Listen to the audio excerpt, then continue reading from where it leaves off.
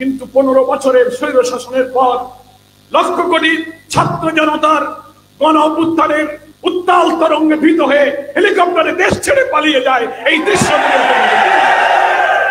আমাদের প্রিয় আমিরে জামাত শহীদ মাওলানা মতিউর রহমান নিজামী রাহিমাহুল্লাহ, তাকে যখন ফাঁসির মঞ্চে ঝুলিয়ে যে রাতে হত্যা করা হয়েছিল, সেই রাতে তার পরিবার যখন বিদায়ী সাক্ষাৎ করতে এসেছিল, আপনারা তার বিদায়ী সাক্ষাতের বর্ণনা পত্রিকায় আপনারা পড়েছেন। তিনি তার স্ত্রী সন্তান পরিবারকে বলেছিলেন, তোমরা এই বিশ্বাস রাখো, আমার মৃত্যুর সময় আল্লাহ নির্ধারিত করে রেখেছেন, আমি জেলে থাকি আর বাইরে থাকি, এই দিনেই আমার পৃথিবী থেকে চলে যেতে হবে, তোমরা কেউ অধৈর্য করো। কিছুক্ষণের মধ্যেই দেখলাম দেশের সেনাপ্রধান বাংলাদেশ জামাত ইসলামীর আমিরকে বৈঠকে ডেকেছে। সব দল এসেছেন। সাংবাদিকরা প্রশ্ন করেছেন সেই বৈঠকে কারা ছিলেন। সেনাপ্রধান প্রথম বললেন জামাত ইসলামীর আমির ছিলেন। আলহামদুলিল্লাহ, আমাদের চোখে পানি এসে গেল। যে স্বৈর শাসক 4 দিন আগে জামাত ইসলামীকে নিষিদ্ধ করেছে, 4 দিন পরে সেই আল্লাহ আসমান থেকে করুণার বৃষ্টি নাজিল করলেন। আল্লাহ সেই স্বৈর শাসককে নিষিদ্ধ করে ইসলামী আন্দোলনের শহীদ কাফেলাকে এক মহান উচ্চতায় নিয়ে গেলেন। আমরা টেলিভিশনে দেখতে পেলাম, সেনাপ্রধানের ভাষণ শুনছি। দেশপ্রেমিক সেনাবাহিনী প্রধান অত্যন্ত দৃঢ় সাহসী চিত্তে বললেন, আমি দায়িত্ব গ্রহণ করছি, আপনার আমার উপর আস্থা রাখুন। দেখতে থাকছি টেলিভিশনে জামাত ইসলামের আমিরকে আবার বঙ্গভবনে রাষ্ট্রপতির মিটিং আমন্ত্রণ জানানো হয়। ওখান থেকে তিনি বঙ্গভবনে যাচ্ছেন। 6 তারিখে আমরা মুক্তি পেলাম। এরপরে আমরা আমন্ত্রণ পেলাম গণভবনে অন্তর্বর্তীকালীন সরকার গঠন হবে, তার প্রধান উপদেষ্টা নোবেল বিজয়ী প্রফেসর ডক্টর ইউনূসের নেতৃত্বে। আসসালামু আলাইকুম রহমতুল্লাহ। সুপ্রিয় দর্শক, যশোর শহর সাংগঠনিক জেলা জামাতের বৈষম্য বিরোধী ছাত্র আন্দোলনে যারা শহীদ হয়েছেন, তো সেই শহীদ পরিবারের সদস্যদের সাথে মতবিনিময় সভা অনুষ্ঠিত হয়েছে এবং তাদেরকে আর্থিক সহায়তা প্রদান করা হয়েছে। তো দর্শক, সেই অনুষ্ঠানের প্রধান অতিথি হিসেবে উপস্থিত ছিলেন বাংলাদেশ জামাতে ইসলামের সেক্রেটারি জেনারেল অধ্যাপক মিয়া গোলাম পরোয়ার সাহেব। তো সেখানে তিনি অসাধারণ একটা বক্তব্য দিয়েছেন, যা শুনলে আপনি অবাক হয়ে যাবেন। তো দর্শক, বেশি দেরি না করে চলুন আমরা অধ্যাপক মিয়া গোলাম পরোয়ার সাহেবের ভিডিওটা দেখে আসি। আসসালামু আলাইকুম ওয়া রাহমাতুল্লাহি ওয়া বারাকাতুহু। সবাই আপনারা ভালো আছেন? আলহামদুলিল্লাহ, আলহামদুলিল্লাহি রাব্বিল আলামিন। সালাতু ওয়াসসালামু আলা সাইয়্যিদিল মুরসালিন ওয়া আলা আলিহি ওয়া সাহবিহি আজমাইন। বাংলাদেশ জামাত ইসলামী যশোর শহর সাংগঠনিক জেলার উদ্যোগে আয়োজিত আজকের এই মত বিনিময় সভা এবং দোয়ার এই অনুষ্ঠানের প্রিয় সভাপতি, মঞ্চে উপস্থিত এবং সামনে উপবিষ্ট শহীদ ইমতিয়াজ, তৌহিদুর রহমান, শহীদ আল আমিনের গর্বিত পিতা, স্বামী এবং সম্মানিত সদস্যবৃন্দ, যশোর শহর পূর্ব পশ্চিম জেলার সংগ্রামী নেতৃবৃন্দ, আজকের এই মিটিং হলে সমবেত যশোরবাসী, আমরা মহান আল্লাহ তাআলার কাছে প্রাণ ভরে শুকরিয়া আদায় করি। এই কারণে যে মহান আল্লাহ তাআলা আমাদের মতো এই প্রিয় জন্মভূমি বাংলাদেশের মজলুম জনপদ, নির্যাতিত নিপীড়িত মানুষের এই জনপদকে আল্লাহ তাআলা একটি জুলুমের কালো রাত থেকে মুক্তি দান করেছেন।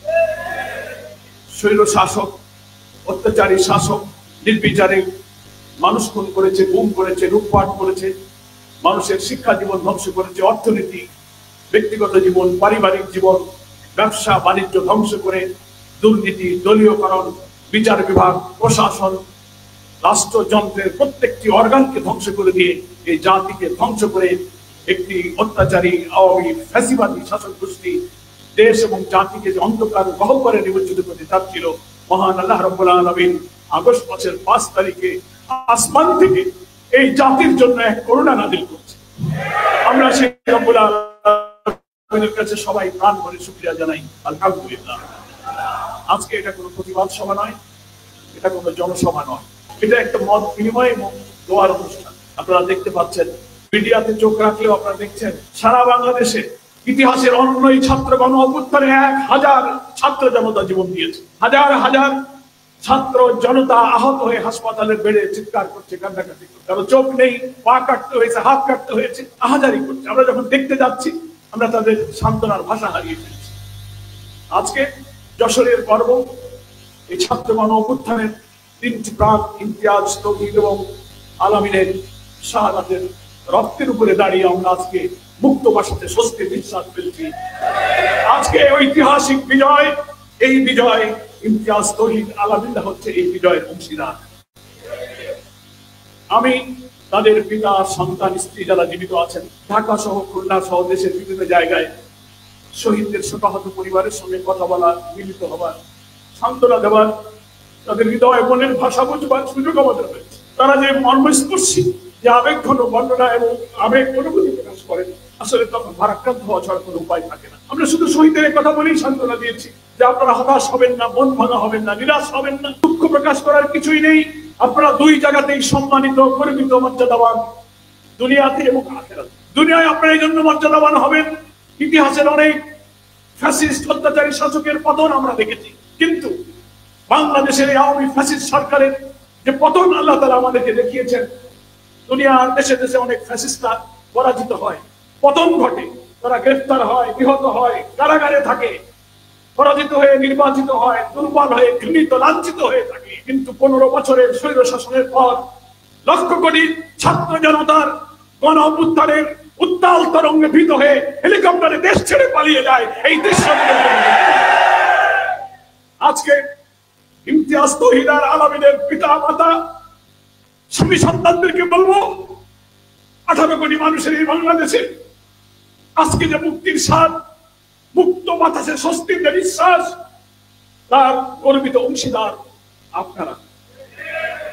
দুনিয়াতে ইতিহাসে আপনারা চিরস্মরণীয় হয়ে থাকবেন। হাজার হাজার লোক যারা আহত হয়েছে তারাও ইতিহাসে স্মরণীয় হয়ে থাকবে। আমাদের তথ্য মতো প্রায় 1000 লোক জীবন দিয়েছে। এই ছাত্রগণ অভ্যুত্থানে বাংলাদেশের ইতিহাস যখন লেখা হবে, অত্যাচারী শাসকের ইতিহাস যখন লেখা হবে, তখন আপনার সন্তান, আপনার পিতা, আপনার স্বামীর ইতিহাস স্বর্ণাক্ষরে বাংলার ইতিহাসে লেখা থাকবে। আপনি চলে যাবেন, আমরা চলে যাব, যুগ যুগ ধরে আপনার স্বামী সন্তানকে এই জাতি ইতিহাস স্মরণ করবে। আমরা আপনাদের জন্য দুটো কথা বললে আপনাদের হৃদয় প্রশান্ত হবে। কারো কথায় আপনি যা হারিয়েছেন, আপনি যে সন্তান হারিয়েছেন, স্বামী হারিয়েছেন, আপনার এই শূন্যতা আমরা পূরণ করতে পারবো না। আমাদের কথায় আপনাদের বেদনা হবে না, তা আমরা জানি। কিন্তু আপনি যদি নিজের মনকে এই সান্ত্বনা দিতে পারেন যে হায় রব, তোমার বান্দাকে তুমি যে দুনিয়ায় দিয়েছিলে, তার জন্ম এবং মৃত্যু ফয়সালাকারী তুমি। আল্লাযী খালাকাল মাউতা ওয়াল হায়াতা লিয়াবলুয়াকুম আইয়ুকুম আহসানু আমালা। আল্লাহই বলছেন জন্ম আর মৃত্যুর সৃষ্টি আমি করেছি। একটা কারণ, দুনিয়ার এই সংক্ষিপ্ত জীবনে তার আচার আচরণ, চরিত্র, আখলাক দিয়ে কে কতটা শ্রেষ্ঠ প্রমাণিত হতে পারে, সেই পরীক্ষার জন্য আল্লাহ তাআলা মানুষকে দুনিয়ায় সাময়িক পাঠান। কখন সে চলে যাবে সেটা আল্লাহ পাক স্থির করে রেখেছেন। আল্লাহ তাআলা বলেছেন ওমা কানা লিনাফসিন আন তামুতা ইল্লা বিইজনিল্লাহি কিতাবান মুআজ্জালা। কোন প্রাণীর মৃত্যু হবে না ওই সময় আসা না পর্যন্ত, যে সময়টা আল্লাহ তাআলা নির্দিষ্ট করে দেন। আমাদের প্রিয় আমিরে জামাত শহীদ মাওলানা মতিউর রহমান নিজামী রাহিমাহুল্লাহ, তাকে যখন ফাঁসির মঞ্চে ঝুলিয়ে যে রাতে হত্যা করা হয়েছিল, সেই রাতে তার পরিবার যখন বিদায়ী সাক্ষাৎ করতে এসেছিল, আপনারা তার বিদায়ী সাক্ষাতের বর্ণনা পত্রিকায় আপনারা পড়েছেন। তিনি তার স্ত্রী, সন্তান, পরিবারকে বলেছিলেন, তোমরা এই বিশ্বাস রাখো, আমার মৃত্যুর সময় আল্লাহ নির্ধারিত করে রেখেছেন। আমি জেলে থাকি আর বাইরে থাকি, এই দিনেই আমার পৃথিবীকে চলে যেতে হবে, তোমরা কেউ অধৈর্য করো। আমি শহীদ ইমতিয়াজ তৌহিদ আলামিনের পরিবার, পিতা, স্ত্রীকে এই কথা বলে নিজের হৃদয়কে প্রশান্ত করতে বলবো যে আপনি তো আপনার স্বামী আর সন্তানকে নিজে আনেননি, আল্লাহ তো আপনাকে দিয়েছিলেন। যার গোলাম সময় ফুরিয়ে গেছে, হায়াতের মালিক তার হায়াত শেষ করে তিনি চলে গেছে। এই গুলিতে মরুক, বিছানায় অসুস্থ হয়ে পড়ুক, দুর্ঘটনায় মারা যান, সেটা কোনো বিষয় নয়। এটাই ছিল তার পৃথিবীতে হায়াতের শেষ মুহূর্ত। এই ঈমানটাই হচ্ছে মুমিনের জন্য ঈমানের একটি অন্যতম অংশ। এটি হচ্ছে তার দিন, নাকি বলেন? ফলে পৃথিবীতে তো কত লক্ষ কোটি মানুষ মারা যায়, কয়জন ইমতিয়াজ তৌহিদ আলামিনের মতো গর্বিত মৃত্যুর স্বাদ গ্রহণ করতে পারে? ফলে আজকে আপনার স্বামী সন্তান যারা চলে গেল, তারা একটি মর্যাদা চলে গেল। আমরা তো সেই মৃত্যুই চাই, যে মৃত্যু দুনিয়াতে মর্যাদা, আখিরাতেও মর্যাদা। ফলে আপনাদের মন খারাপ করার কিছুই নেই। আল্লাহর এই ফয়সালা, দুনিয়ার হাজার চেষ্টা করে, হাজার চিকিৎসা করেও আল্লাহর যদি ফয়সালা থাকে, সেই ফয়সালাতে অথচ পৃথিবীর সেরা অনুভূতি সে ব্যক্ত করেছে। আমি মনে করি এটা বাংলাদেশের ইসলামী আন্দোলনের জন্য, মুসলমানদের জন্য সম্পদ। তার স্ত্রী বলেছে আমার স্বামীর মৃত্যুর জন্য আমি গর্বিত, আমার স্বামী শহীদ হয়েছে। সে খুশি যে জাতির স্বামীকে হারিয়ে আল্লাহর ফয়সালার উপরে খুশি হতে পারে। সন্তান হারিয়ে যে পিতা খুশি হয়, একটা হাত কেটে পা কেটেছে ছেলে পেটে না, হাসপাতালের পেটে বলে আমি আনন্দিত, আমার হাত পা যদি আরো চলে যায় এই জাতির কল্যাণে অধ্যায়ের বিরুদ্ধে আমার সংগ্রাম সফল হয়েছে, এটাই আমি খুশি। আমি মনে করি সেই দেশে আল্লাহর নামকে কেউ ব্যর্থ করতে পারবে না। এটা বাংলাদেশের ইসলামী আন্দোলনের সম্পদ। আমি স্যালুট জানাই, ধন্যবাদ জানাই, শুকরিয়া জানাই, দোয়া করি শহীদদের পিতামাতা পরিবারের শোকাহত পরিবারের জন্য। আপনারা মন খারাপ করবেন, আপনারা খুশি হন, আল্লাহর প্রশংসা করুন। রাসূল সাল্লাল্লাহু আলাইহি ওয়াসাল্লাম হাদিস শরীফের মধ্যে বলেছেন, একান্ত আপনজন যারা হারিয়ে ফেলে মৃত্যুর কারণে, সে যদি দুঃখিত না হয়ে মহান আল্লাহর এই ফয়সালার উপরে রাজি থেকে খুশি হয়ে যায়, আলহামদুলিল্লাহ প্রকাশ করে, আল্লাহ তাআলা জান্নাতে তার জন্য বাইতুল হামদ নামে একটি ঘর নির্মাণ করে দেন। শহীদের সন্তান, পিতা, স্ত্রী, আপনারা সন্তুষ্ট থাকুন, আল্লাহর ফয়সালার উপর রাজি থাকুন। আপনি শহীদের পিতা, আপনি শহীদের স্ত্রী হয়ে গর্বিত হয়ে আপনি যদি জান্নাতবাসী হবেন, আপনার সন্তান আপনার স্বামীর সাথে জান্নাতে আপনার দেখা হবে ইনশাআল্লাহ। সেই দোয়া আমরা আল্লাহর কাছে করি। আল্লাহ রাসূল বলেছেন, যারা অন্যায় অসত্যের বিরুদ্ধে সংগ্রাম করে অধিকার রক্ষার জন্য কোনো মুমিন যদি লড়াই করে জীবন দেয়, তার মৃত্যু শাহাদাতের মৃত্যু। ফলে আমরা আপনাদের সকলকে নিয়ে দোয়া করি, আল্লাহ তাআলা আমাদের যশোরের এই প্রিয় শহীদদের শাহাদাতকে যেন মঞ্জুর করে। আমার প্রিয় যশোরবাসী, আমি একথাও বলতে চাই যে আমাদের ছেড়ে যারা চলে গেলেন তারা পৃথিবীতেও মর্যাদাবান, আখিরাতেও তারা মর্যাদা। ফলে আমাদের হতাশা কি? আমরা তো এদের রক্তের বিনিময়ে, হাজার ছাত্র জনতার রক্তের বিনিময়ে আজকে বাংলাদেশ স্বৈর শাসক মুক্ত বাতাসে স্বস্তির নিঃশ্বাস ফেলছে। তাদের রক্তের উপরে দাঁড়িয়ে আমরা যে স্বস্তি প্রকাশ করছি, আল্লাহ তাআলা তুমি তাদেরকে জান্নাতে এই পুরস্কার দান করো। তারা হয়তো স্বৈর শাসক মুক্ত বাংলাদেশের এই স্বাধীন শান্তির বাংলাদেশ দেখে যেতে পারেনি। আল্লাহ তুমি বেহেশতে তাদের হৃদয়কে উত্তম মর্যাদা দিয়ে তুমি আমাদের প্রশান্তি দান করো।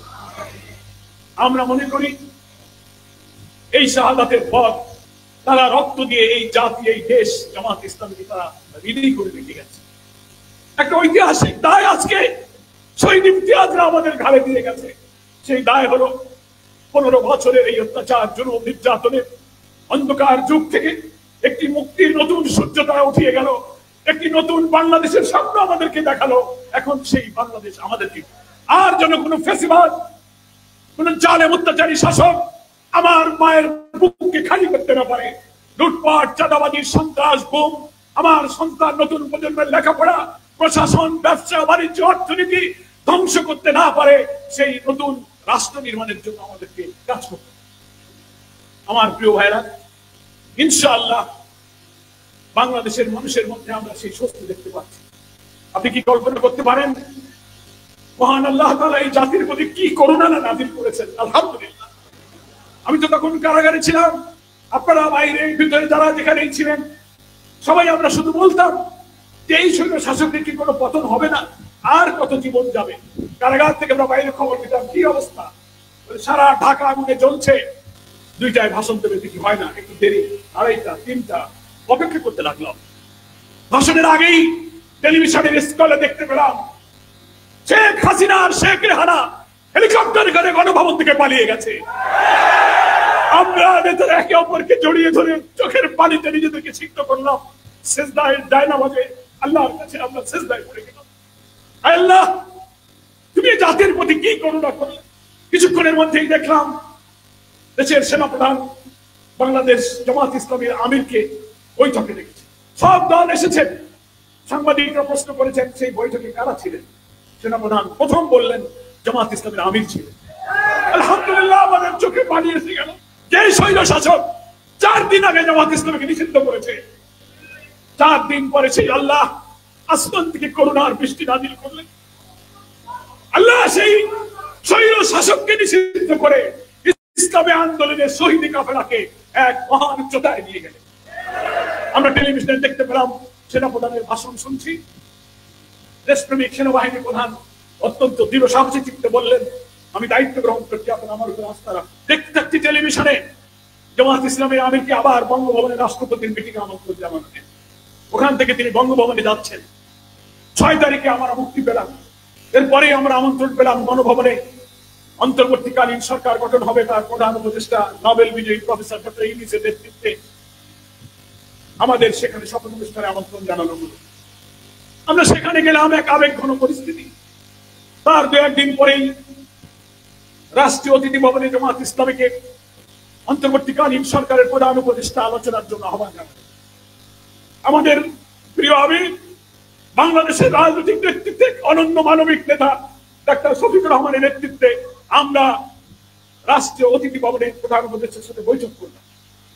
সেখানে আমরা আমাদের রাষ্ট্র গঠনে, দেশ গঠনে প্রধান উপদেষ্টাকে পরামর্শ দিলাম। উনি পরামর্শ চাইলেন। আমরা বললাম, জামাত ইসলামী মানুষের অধিকার এবং বঞ্চনা থেকে মুক্ত হয়ে একটি সুন্দর রাষ্ট্র গঠনে জামাত ইসলামী আপনার সরকারকে সহযোগিতা করতে প্রস্তুত আছে। উনি বললেন, আপনারা আমাদেরকে সহযোগিতা করুন। আমরা বলেছি, একটি অবাধ, নিরপেক্ষ, একটি নিউট্রাল, ক্রেডিবল, পার্টিসিপেটরি, ইনক্লুসিভ ইলেকশনের জন্য যতটুকু সময় আপনার লাগে, দেশের জনপ্রশাসন, সচিবালয়, রাষ্ট্রের রন্ধে রন্ধে দুর্নীতি, দলীয়করণ এবং রাষ্ট্রযন্ত্রের সব জায়গায় যে কলুষিত হয়ে আছে, সংবিধানের সংস্কার, ইলেকশন কমিশনের সংস্কার, সবকিছু করে একটি শান্তিপূর্ণ নির্বাচনের জন্য যতটুকু সময় লাগে আমরা আপনাদেরকে ততটুকু সময় দিতে রাজি আছি। আমরা কোনো ঘড়ি, ঘন্টা, দিন, মাস, বছর আপনাদের বেঁধে দিচ্ছি না। আমরা চাই একটি অবাধ, নিরপেক্ষ নির্বাচনের মাধ্যমে একটি নতুন বাংলাদেশ তৈরি হোক। এমন কোন নির্বাচন আমরা চাই না যে নির্বাচনে স্বাধীনভাবে আমরা ভোট দিতে পারবো না। ভোটের দিন সকালে আমরা ভোট দিতে যদি রওনা করি, রাস্তায় দাঁড়িয়ে ছাত্রলীগ, যুবলীগ আর পুলিশ বাধা দেবে আর বলবে, ফিরে যান, ভোট হয়ে গেছে, ব্যালট বাক্স নিয়ে যাবে, দিনের ভোট রাতে হয়ে যাবে। এরকম কোন নির্বাচন বাংলাদেশে আর হতে দেওয়া হবে না। আমরা প্রধান উপদেষ্টাকে আশ্বস্ত করেছি, তিনি খুশি হয়েছেন। তিনি আরো কথা বলেছেন যে আমরা খুশি হয়েছি, আপনাদের কার্যক্রম আমরা দেখতে পাচ্ছি। সংখ্যালঘু সম্প্রদায়কে সম্প্রীতি রক্ষার জন্য তাদের ধর্ম কেন্দ্র, মন্দির পাহারা দিতে সারা দেশে আপনারা যে জনশক্তি নিয়োগ করে পাহারা দিয়েছেন, সারা দুনিয়ায় সেটা প্রশংসিত হয়েছে। এটা প্রধান উপদেষ্টা আমাদের বলেছেন। ভারতীয় পত্র পত্রিকার এডিটোরিয়াল লিখেছে, পোস্ট এডিটোরিয়াল লিখেছে ভারতের একজন renowned journalist Shashi Tharoor, parliament member, তিনি কলাম লিখেছেন, বিবিসি নিউজে পর্যালোচনা করেছে যে জামাত ইসলামীকে সাম্প্রদায়িক বলা হয়, কমিউনাল বলা হয়, তারাই তো লাঠি হাতে বাংলাদেশের মন্দির পাহারা দিচ্ছে। অনেক দুনিয়াতে মিথ্যাচার, অপপ্রচার, অন্ধকারের বেড়াজাল ছিন্ন করে বাংলাদেশ একটা নতুন আলোয় আলোকিত হয়েছে।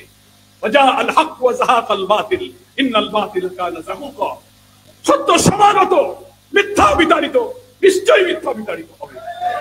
আজকে এই ইমতিয়াজ আলামিনদের রক্তের উপর দাঁড়িয়ে আজকে যে অন্ধকারের দিন পার করে আমরা নতুন দিগন্ত দেখতে পাচ্ছি, এটাই হচ্ছে ওদের রক্তের ঋণ আমাদের শোধ করতে হবে। নতুন বাংলাদেশ গঠনে আমরা এই সরকারকে সাহায্য করতে চাই। একটি চক্র উঠে পড়ে লেগেছে এই বিপ্লবের পর।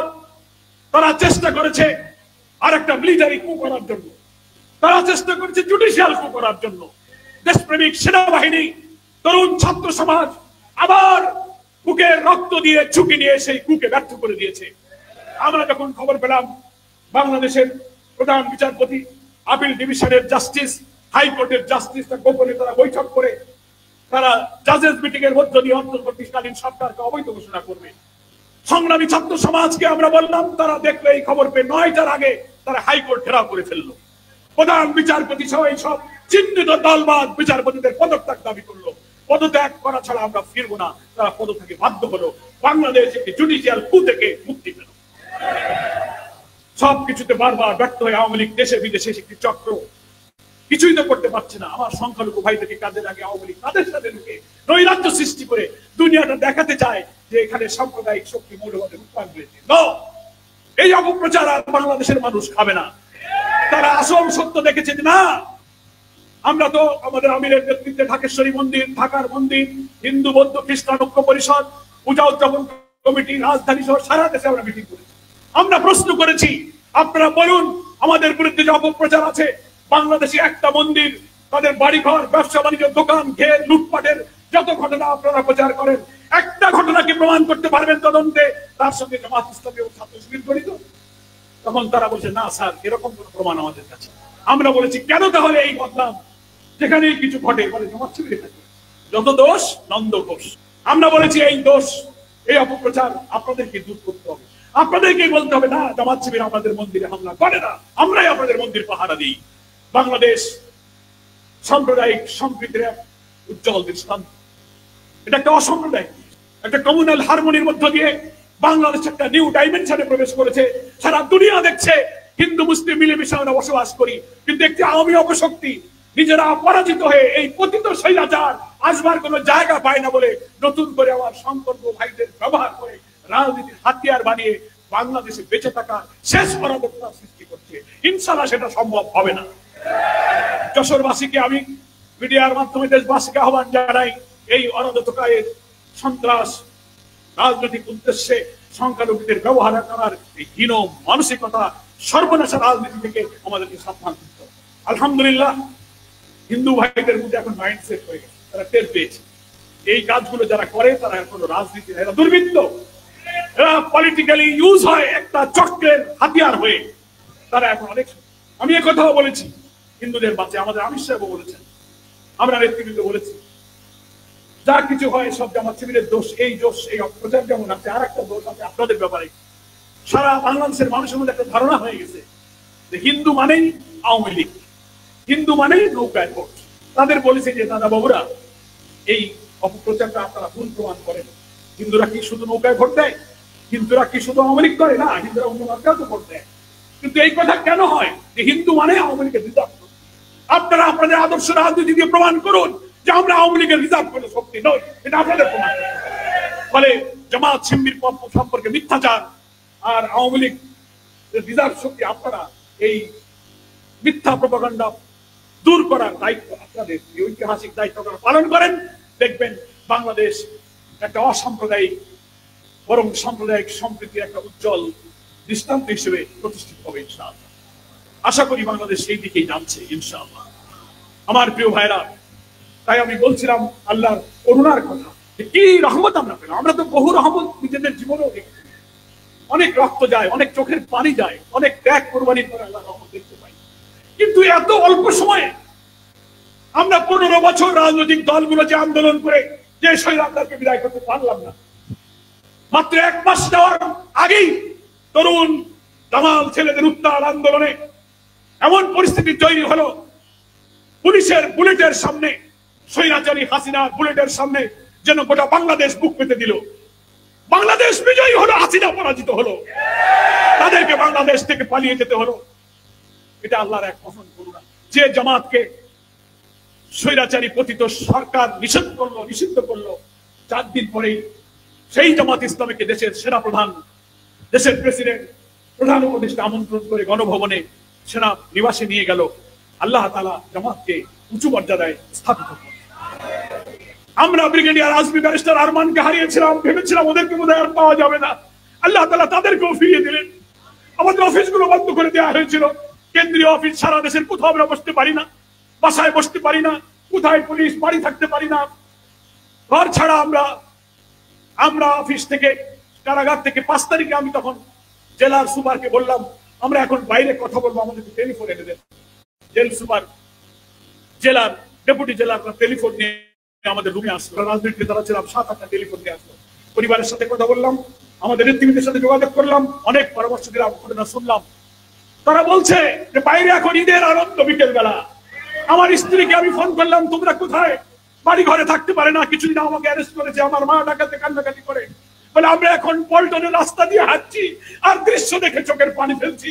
কি বাংলাদেশ কি রূপান্তরিত হয়েছে। আমি আমার কেন্দ্র নেতাকে বললাম যে আজকে রাতের আমির জামাত বঙ্গভবনে গিয়েছেন, আজকে রাতেই আপনারা আমাদের কেন্দ্রীয় অফিস খুলে দেবেন। আমাদের কেন্দ্রীয় নির্বাহী পরিষদের সদস্য বললেন, ইতিমধ্যে আমির জামাত বলেছেন যে বঙ্গভবন থেকে ফিরে এসে প্রথম বৈঠক হবে আমাদের কেন্দ্রীয় অফিস মগবাজারে হবে। আমি দেখলাম চিন্তার সাথে আমাদের মিল। আল্লাহর কাছে সিজদায় পড়ে গেলাম। ডাক্তার আব্দুল মোহাম্মদ তাহের আর আমি জেলে ছিলাম, দুইজনে জুড়ে ধরে আমরা কান্নাকাটি করলাম। আল্লাহর কাছে সিজদায় পড়ে বহু রহমত আমরা দেখেছি, কিন্তু যা হলো না 15 বছরে, সেটা 1 মাসের আগেই এত দ্রুত, এত অবিশ্বাস্য আল্লাহর করুণা এই বাংলার মুখে নাজিল হয়েছে। এই ইমতিয়াজের রক্তের আল্লাহ তাআলা কবুল করেছে, আলহামদুলিল্লাহ। আমি আর বক্তব্য বাড়াবো না। এমন এত বড় ঘটনা কথা বলতে গেলে আমরা একটু ইমোশনাল হয়ে যাই। আমাদের আরেকটি প্রোগ্রাম আছে, তাই আমি শহীদের পরিবার এবং শহীদের পিতা স্ত্রী সন্তানদেরকে শান্ত থাকতে বলবো। আপনাদের পাশে জামাত ইসলামী আছে। আমরা হয়তো আপনাদের সামান্য কিছু মাঝে মাঝে আপনাদের পাশে থাকবো, কিছু সহযোগিতা আমরা করছি, আরো করব।